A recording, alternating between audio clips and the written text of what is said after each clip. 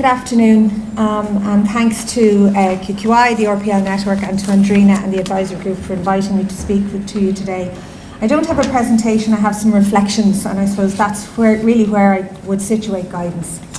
I'm absolutely thrilled that we're having the conversation about RPL and guidance, and as I kind of asked the question, and thank you again to Godly for the presentation. But I wanted to give you some background in what we're talking about when we talk about guidance. Okay, so in 2008, the EU Council issued a resolution on integrating lifelong guidance into lifelong learning strategies. And it was very, very clear about what guidance is, what guidance does, but also quite clear on what guidance isn't. And I think that's where we need to be clear on the language as to what guidance doesn't do, and therefore what guidance can be expected to do.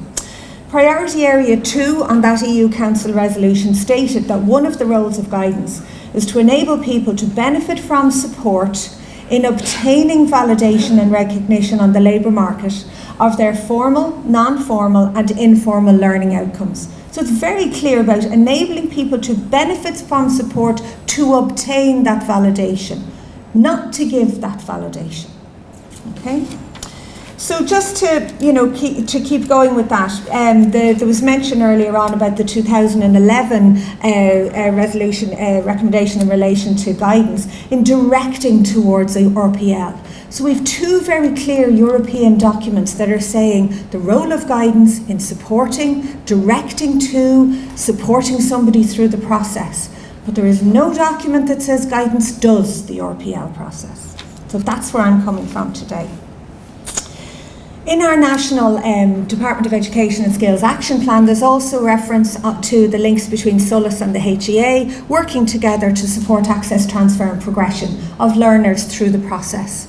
So we're talking about supporting somebody into learning, through learning, out of learning, into the next level of learning, whatever level that learning is about.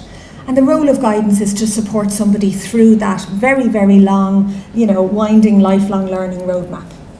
Recently, the Department of Education and Skills published the Indicon Career Guidance Review, and that Career Guidance Review talked about, the first recommendation was a recommendation on having a national policy on guidance, because we don't have one.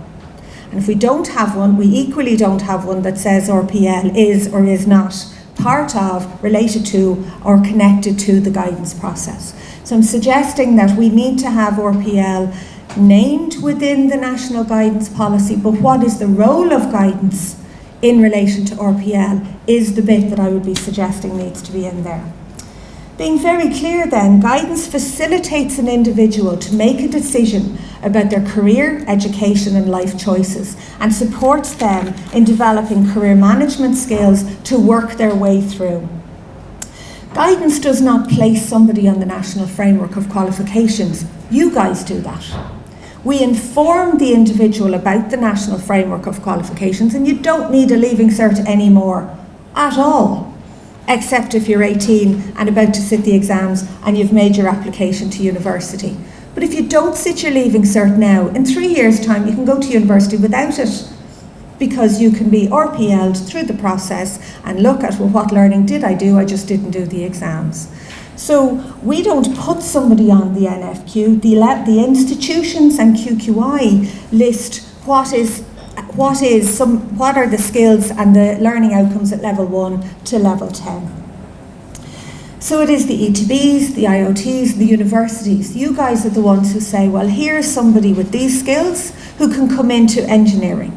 We need these skills for somebody to come into nursing. We need somebody with these skills to go into horticulture and the farming community. It's the role of guidance to inform that person that that process exists and support them through the process so that they will apply for nursing with healthcare assistant experience for the last 10 years. So looking at RPL and validation, the process there is to accredit and recognise the learning. So what's my experience?